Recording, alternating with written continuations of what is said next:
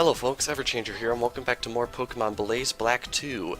Last time, we pretty much wrapped up the capturing of legendary Pokemon in this world.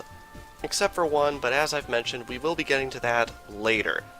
This time, I am here in Black City to discuss a feature that I have thus far not gone over in the series.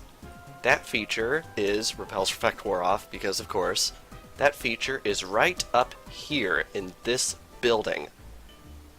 This is the Black Tower, and it's a battle facility, but it's a little bit different. It's not the same as the Battle Subway or the World Tournament. There are some differences about it.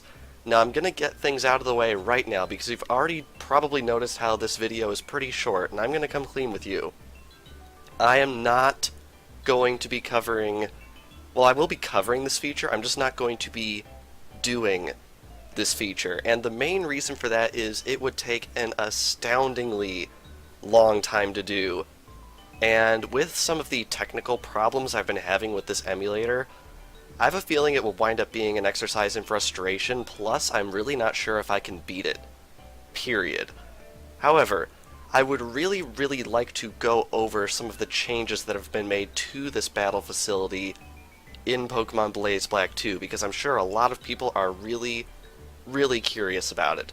So what I've opted to do is I've gone through the game files and I have pulled out some relevant information that some of you may be interested in. So it might be a little bit jarring, but we're actually going to be cutting away from the game for this part, and we are going to be explaining basically what the Black Tower is, how it works, and I will meet you guys right back here. So basically, what the Black Tower is I guess you can think of it kind of like the Battle Pyramid from Pokemon Emerald. Basically, it's a maze.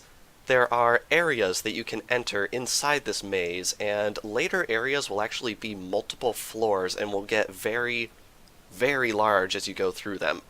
Basically, in each area there are many trainers, all the teams for which I'm pretty sure are unchanged from the original Black 2 and White 2, but even if they were changed, there's so many of them that I feel like it would be foolish to try and list them all here. And there are also area leaders in each area. Each area has one area leader, and you must defeat them to beat the area. They're hidden somewhere in the maze, and what you have to do is you have to get hints from the trainers that you fight in order to locate them. In addition to this, there is one nurse in each area. Keep in mind, these nurses will only heal you once, so make sure to use it wisely. The battles in here are pretty interesting. As you can see, their levels sort of increase as they go along as you get deeper into the area. You are not auto-leveled to match the levels of these trainers at all. You don't get experience, and you are not allowed to heal using items, but you do get prize money for these fights, so keep that in mind. Once you have gotten all the way to Area 10, you will fight a pretty familiar trainer. If you recall, when we were at Alder's house recently, we met with Benga, and indeed, he is at the top. And as you will probably see later on in this clip, once the footage of the teams catches up, he's got some serious firepower, and I really don't think I would be anywhere near capable of taking him out. But anyway, if you do, you can return to Alder's house after defeating Benga, and he will give you, in Blaze Black 2, a shiny level 5 Gible holding an experience share, which is a very good reward. Now, there are two things I want to point out about the teams on screen right now. The Area 5 leader has a victory bell where it seems that it doesn't have an ability. It didn't have one listed under the game data. I'd assume it would either default to chlorophyll or just have no ability at all, but I'm really not sure what the deal with that is. And another thing is that the leader of Area 9 has a Celebi on their team, which really isn't that noteworthy at all, except for the fact that it is the only Pokemon that we have not yet seen in the series. Yeah, we've seen every single other Pokemon. We will be seeing Celebi pretty soon, though, barring any errors on the part of the game. But anyway, that's basically the Black Tower explained, so we are going to jump back into the game.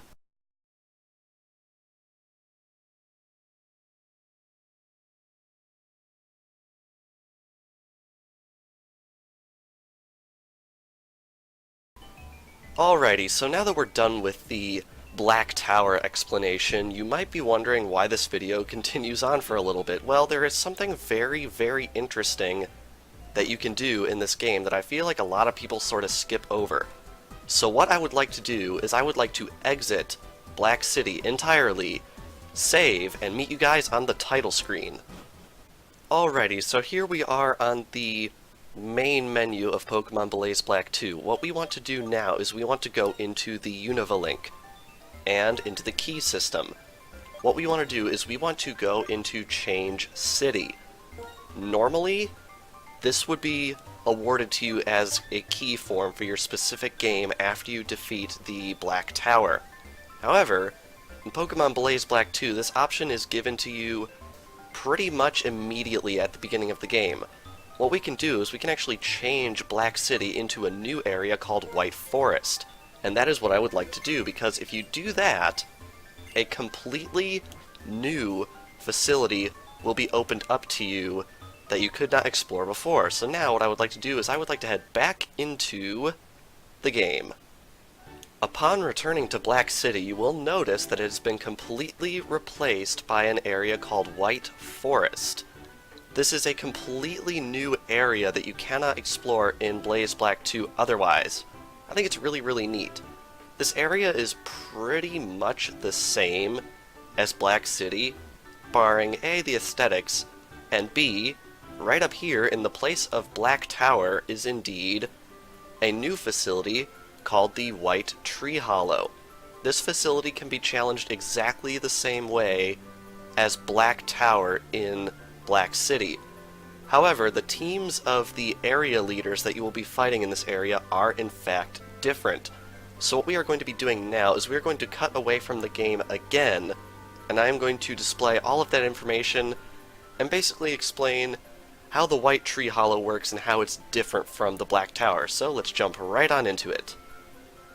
The White Tree Hollow operates on very, very similar rules to the Black Tower. Like before, it is maze style, split up into 10 areas, some of which have multiple floors as you get later on in. There are trainers that you fight to get hints to locate the area leader, and there is a one-time heal nurse to be found within. All the same general stuff. One thing that I would like to point out is, again, the Area 5 leader has a Vileplume that seemingly doesn't have an ability listed in the game files. As with the case in the Black Tower, I'm really not sure what will wind up happening when you try and fight this thing, although you're free to sound off in the comments if you do find out what exactly happens. Anyway, the first time you get to the end of the White Tree Hollow, you will be able to fight Benga again, and he will have a different team from what he has in the Black Tower. A lot of these Pokemon are just counterparts to the ones that he had in the Black Tower. Anyway, once you beat him, you don't get a Pokemon reward, unfortunately. That is game-specific, not area-specific.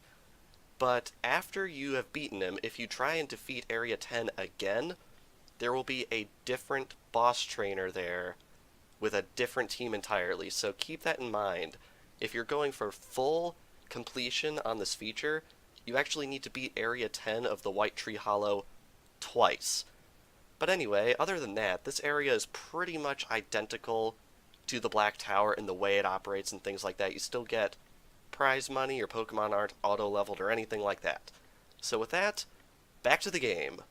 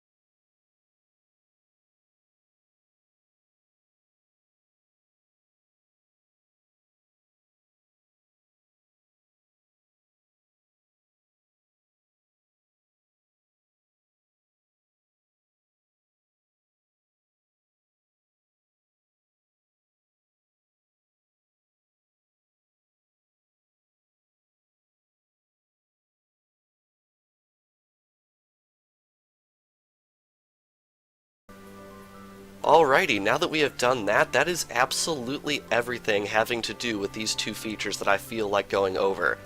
I do have to apologize how I originally planned to actually show off these features, but the more I thought about it, I knew that we would probably run into our emulator lag bug, which would probably screw me over in multiple cases if I were to attempt this. Plus, looking into the game files made me realize that I'm really not sure our team is capable of taking down these trainers anyway. So I do have to apologize if this is a little anticlimactic, but I feel like I got all of the major information out there for this feature, and I feel like the main information is what people are interested in and not so much me actually doing these fights, because this Let's Play has been going on for a while.